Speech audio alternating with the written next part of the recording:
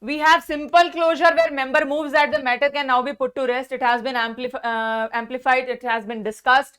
We have reached to a conclusion. Now the decision is final. Let's wrap it up and keep it away.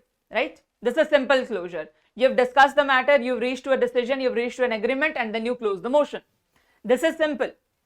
This is used when a member feels like we have sufficiently discussed it. Then there is closure by compartment. Long, lengthy bills are there. The resolutions are grouped into parts or compartments, right? The whole part is passed if the entire group says that compartment is passed, right? We are compartmentalizing that one compartment is fine, then whole bill is fine, right?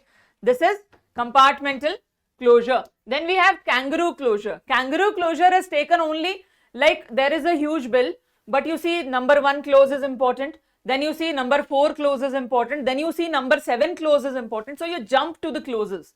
You don't read all of that. You don't discuss all. You don't take voting on all. You just take voting and discussion on important clauses that you feel, right? That is kangaroo hopping, right? You jump from one closure to another without the sequence. That is kangaroo hopping, jumping up to the closures, jumping up to the motions and clauses only to pass it.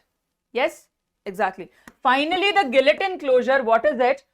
Any matter that has been undiscussed, nothing has been discussed on it, nothing has been discussed on it. On blind faith, a motion is passed, like this is the motion, this is the clause, whether you pass it or not.